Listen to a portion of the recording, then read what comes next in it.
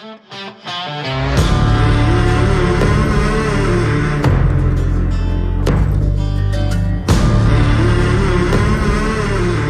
it recording?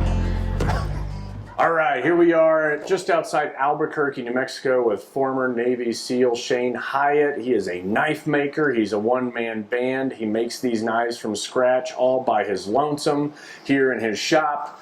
But one of the cool things he does is not only make a blade custom to your requirements or your needs, but he also puts a handle that makes it very personal. So if you have ashes or let's say a uniform or something sentimental, he can embed it into the handle so that it takes that custom blade and gives it a whole new value regardless of the price of the blade itself. So Shane, how you doing? I'm good. I call them generational heirlooms. How's that for fucking... Generational heirlooms. Yes, love it. That's perfect. Okay, so got a little warmed up, so we'll do a little rapid fire. Okay. Oh, yeah. Yeah, you like these, I'm sure. Sure. Okay, so we'll just start with the ones. We'll see how rapid I am. All right, salt or pepper? Salt. Why? Because pepper's not supposed to be good for my blood type. What? Eat right for your type. Oh. If you read that, like 90s. Now I don't buy into that shit completely because I'm not going to stop eating meat, and I'm A negative. Oh, yeah. Supposedly agrigarian, mostly plant. That shit ain't happening. Yeah. But pepper's supposed to be bad, and I don't care for it in general. I don't care one way or the other. So salt. Okay. So then steak or potato? Steak. Absolutely. Okay, that's easy. Now steak or bacon? Eesh. Bacon wrapped steak? Huh? Bacon wrapped steak? Yeah, okay. Yeah. Okay, yeah. You just stole Wes's line. Everything's better with bacon. If you ask a meat eater bacon or steak, they're gonna wrap. Okay, hot dog or hamburger? Hamburger. I figured you liked hot dogs. Big. Yeah, you would think that, right? Yeah, you're a big hot dog fan, I know. I'm a little hot dog fan.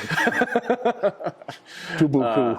95 or 95. Okay, 95. 45 or 9mm? 9 mil. Yeah. Why? Because I don't get into that caliber argument. I can plug you in the headlights with a 22 and you'll still fucking die. Right. So it's shot placement, not caliber. Yeah, I'm with you. I remember Ross Sanders always, remember Ross out at Shaw's, would always say it's, there are no such thing as magic bullets, magic lasers, just bullet placement. I need knockdown power. Maybe you need to shoot more accurately. Yeah.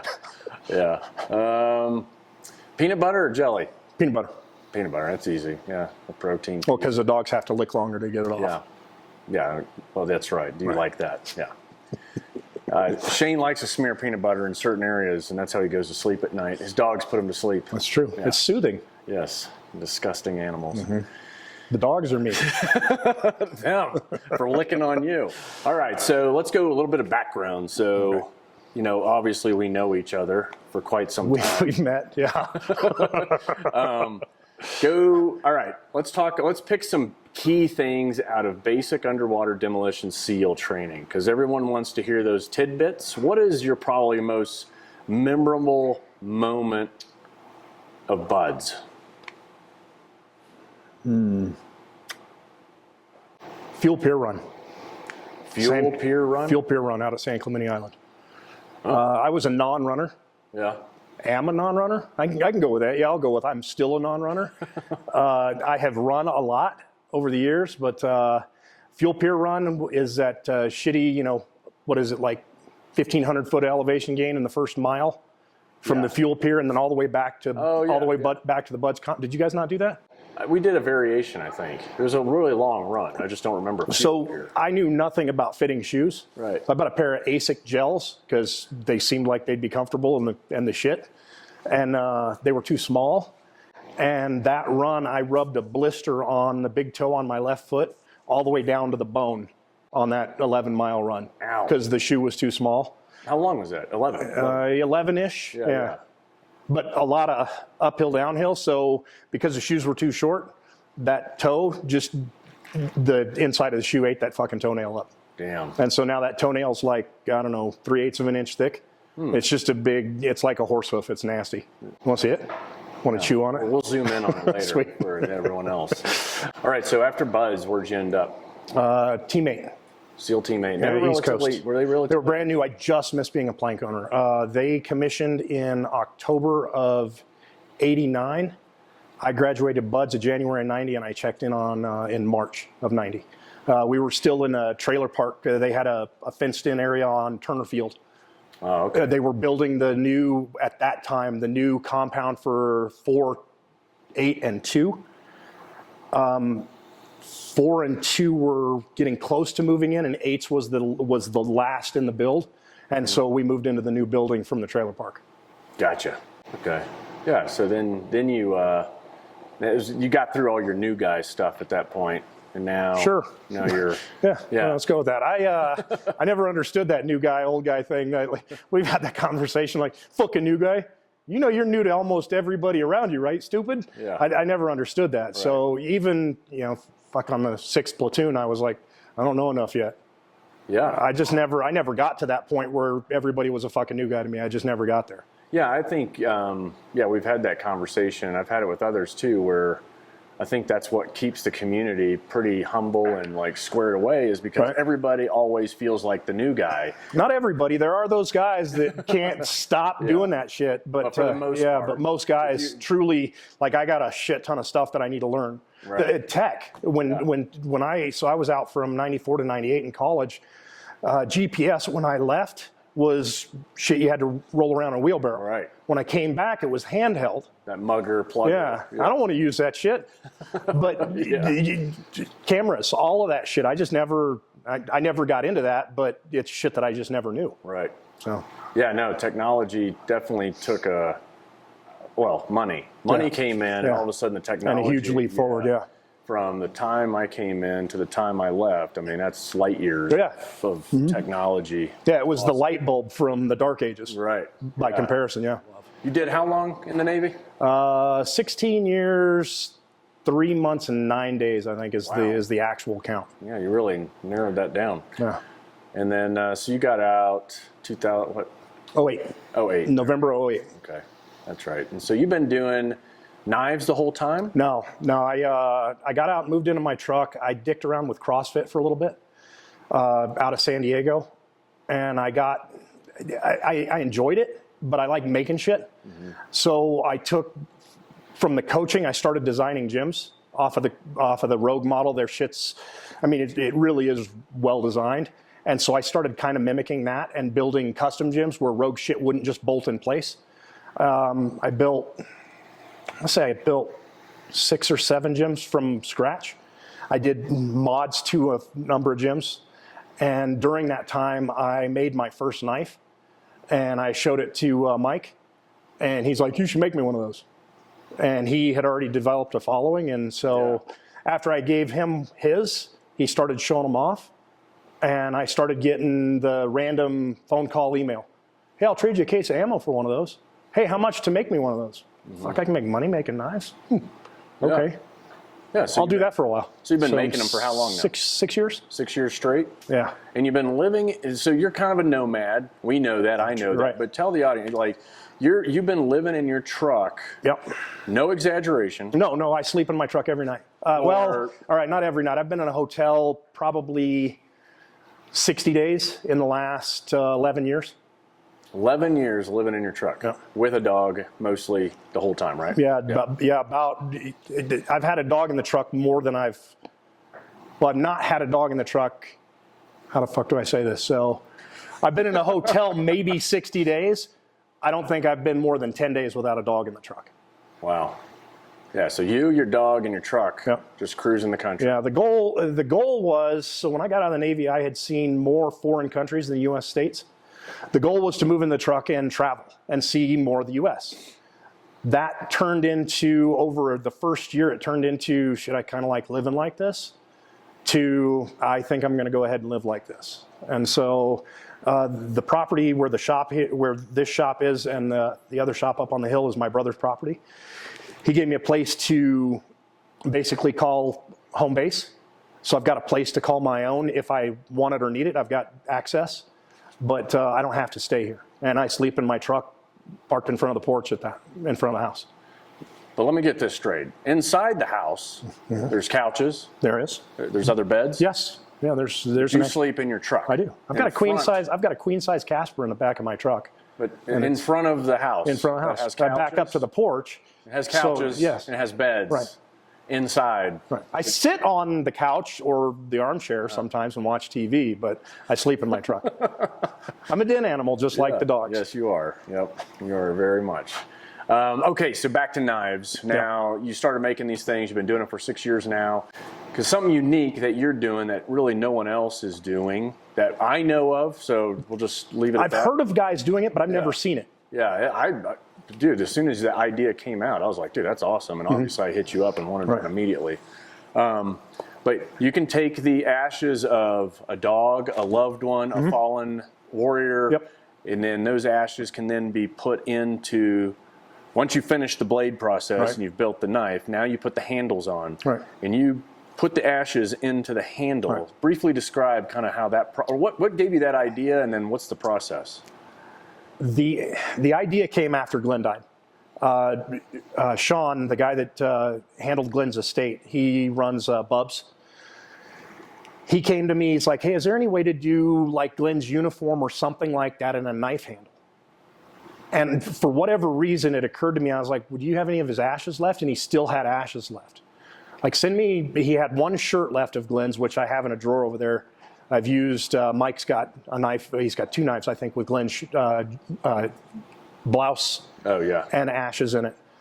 And so what I do is I use my mill, and I mill a slot in the handle, and then I mix the ashes with a permanent epoxy, a marine-based epoxy that's water and chemical resistant, and I pour those into the handle. I put them in a pressure pot under pressure so that it pushes out all the occlusions, the air and shit that's trapped in them, so that it's a completely sealed unit. And then I finish the knife, and so the ashes are permanently fixed in the handle. That's awesome. Yeah, I think that's one, I think it sets you apart from any knife maker, but 2, you're giving someone something more than just a knife, obviously. I mean, that becomes it's very personal. Yeah, and it doesn't. That's a generational tool now. Yeah, it doesn't require much ash. A teaspoon is enough to do most any knife that I make, depending on what you want done. And I always return the unused ash to whoever the customer recipient is. So I don't keep any of that stuff, and I treat it with due respect. I've got a drawer of ashes. That's, they're all labeled, and they're in the drawer has all the ashes in it, so that I have I think I've got 2 or 3 customs in the works right now that are going to get ashes. So they're hanging out together. Yeah, so they send me their ashes, and I finish their blade however they request, and then I send them their blade back with whatever ashes I don't use. No, that is so cool. I've done it with I did a custom kitchen for a woman. Her brother died, and he was a hockey player, so she sent me a piece of his hockey jersey. So I did it with his hockey jersey. So I can, because of the acrylic, I can really encase almost anything and put it into a handle. Yeah, that's super cool. So what kind of knife are we going to work on today? Kitchen knife. A kitchen knife. Yeah, I decided that for your you can like butcher something, or no? You can butcher your car if you need to. Yeah, my kitchen knives kind of well, it'll be something along the lines of that. Wow. So it's a Santoku style. It's carbon fiber look-alike, or that's burlap, black dyed burlap. Huh. There's a company out of Connecticut that does this. They color the burlap and lay it into. They make basically a G10 or a phenolic out of it. It's really durable, and it has a cool pattern. It just looks nice. Yeah. Your upcoming kitchen knife is going to be brown burlap with Glenn's ashes in it. Oh, nice. That's going to be cool. In that style. Sweet. With a cover so you don't hurt yourself in the car. It's a van. It's a van. Yeah, I know. All right. Okay. All right. Well, let's get this started. Yeah. All right, let's do it. All right. All right. So I'm going to use a mill to route out a groove for the ashes and the handles. The handles are burlap. I use a 1/4-inch round-nosed mill bit or router bit, and get it prepped so I can put ashes in the handle.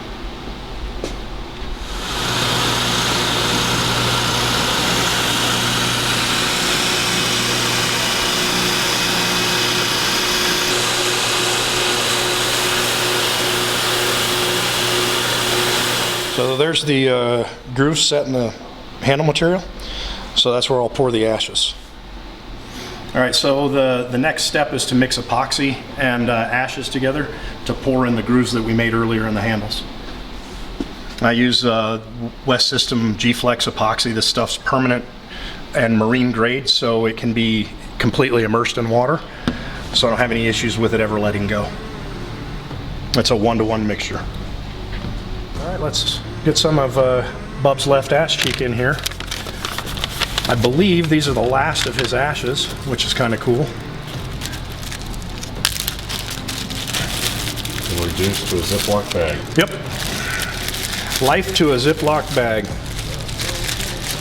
Everybody's gonna die, but not everybody truly lives.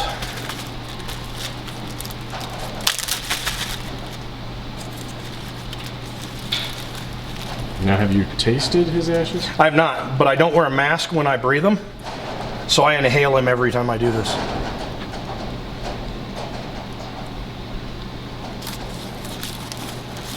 And you can see there's some really nice bone fragments in there. Get that one, that's a good one. I'll throw that one in your blade. Very ceremonial process. It is. Yeah, I'm very reverent around death. Always have been. The pre-mixed epoxy and the ashes, so everything's heavily coated and blended properly.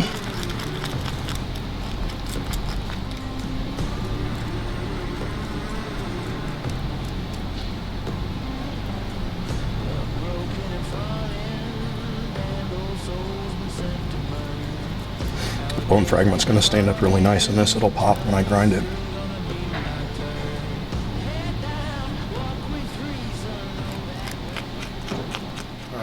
So now they go in a pressure pot, so the epoxy will cure, and those little bitty air bubbles will get pressed out, so I don't have to worry about those when I grind into it. It'll be a nice clean product.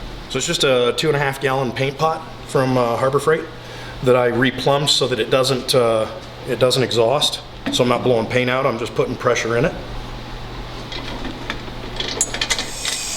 So it doesn't require a lot of air pressure, but now some pressure in the tank so that all those air bubbles are compressed and the finished product is nice and clean.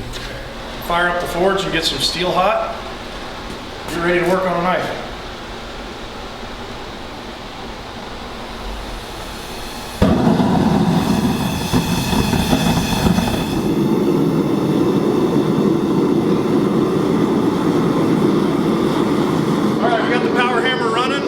Let's pull a piece out and start shaping a blade.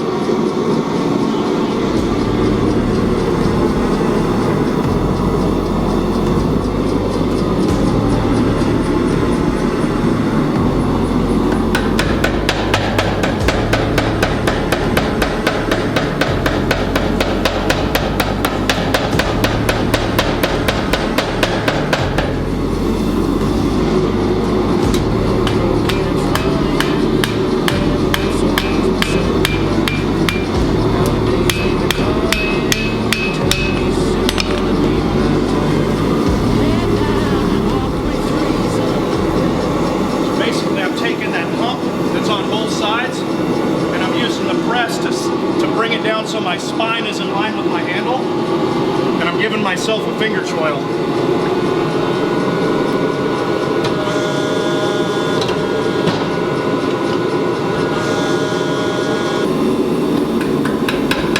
I can be really aggressive.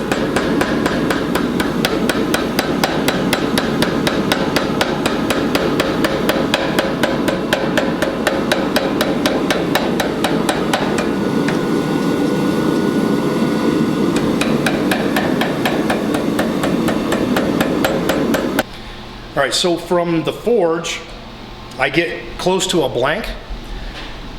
I do some finish sanding and I drill my holes while the steel's still annealed, and then it goes in the heat treat oven and it gets heat treat and temper. So this is a fully hardened blade, but it still has a ton of the hammer marks on it, and I leave it thick for the forge so that I don't get a warped blade.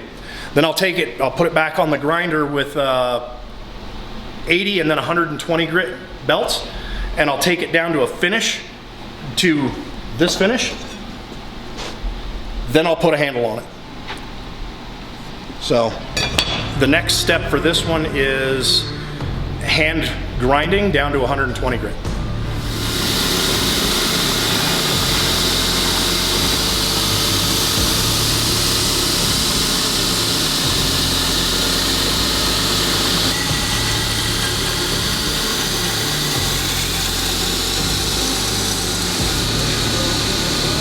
So sharpening is the final step after the blade's complete and has a sheath. I do a 3-step process: 120 grit, 400 grit, and then a polish. And I'll just walk you through it.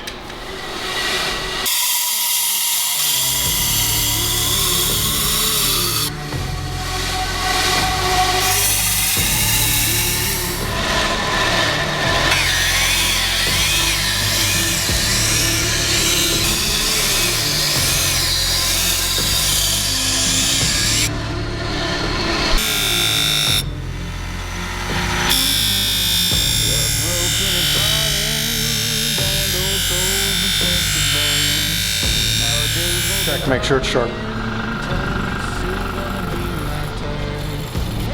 Like a straight razor. It's gross.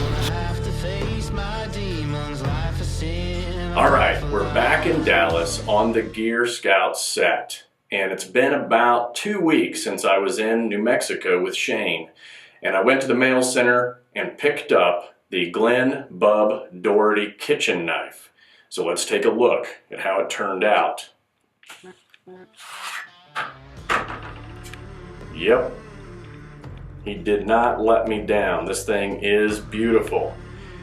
The best words I've got for this is it's ruggedly elegant. I mean, this is the kind of knife that you could take camping, keep in my bug out van. You could use it to hack up wood. But I could also see this being in the hands of a chef at a 5-star restaurant. I mean, it is really sharp. I mean, listen to that. And then that point's not going anywhere anytime soon. He's got burlap G10 handles, and embedded is Glenn Doherty's ashes. And these white spots are bone fragments. And as the envelope suggested, this is Glenn's left butt cheek. We're kidding, of course, but there you can see more bone fragments embedded into the handle, which in the end makes this knife invaluable regardless of its cost. And then to commemorate old Glenn Doherty, we've got Bub, which was his nickname, stamped into the metal. And then on the other side, we've got Shane Hiatt's SH9 logo. I couldn't have asked for a better gift from Shane. This thing is beautiful, no doubt about it. But before we can give it the Gear Scout stamp of approval, we have to test it. All right, so I found the hardest things in my kitchen. I don't want to be soft on Shane's work. I know that this thing will probably perform, but I still got to make it tough on him because he's a buddy of mine. So first, potatoes. All right, we got 2 of them. So just to test really how sharp this thing is, I'm just gonna hack at it, the first one, all right, and see how well it does as far as cutting a potato in half. These are raw, they're hard. I think everyone knows that Shane likes hard things. All right, here we go. Yep, that went through like butter. All right, now we're gonna just do, for the sake of testing, just a gravity shot. Just putting this up and letting gravity, see how far we penetrate this thing with just gravity, allowing the knife to fall. I mean, we got in about a 1/2 inch. That's not bad, considering there was no momentum behind it and it got in there. But once again, I'm just barely letting this thing fall. I mean, it goes through it like butter. We go lengthwise. Once again, I'm not really putting much into it, and it's going through it like nothing. right, so that was a potato. The next hardest thing, I thought, and in memory of Glenn could talk about wine and cheese all day long. So, cheese, okay? But we're gonna do it a little differently.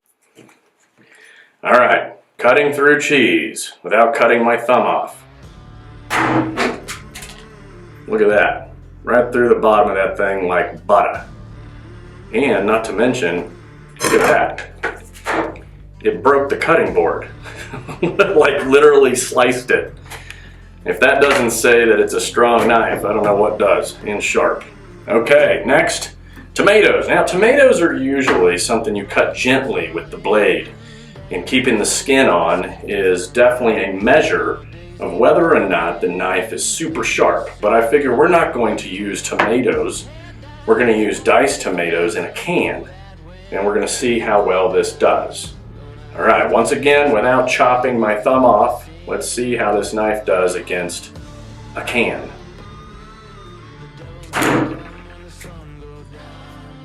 Wow, I mean, it almost cut through that thing. Let's try the other side. Yep, slightly cut through the metal, and that is a metal can. You can see some of it coming out right there. So an impressive blade. Now we'll go back to the potato and see if it still cuts just as easily after me messing with that blade.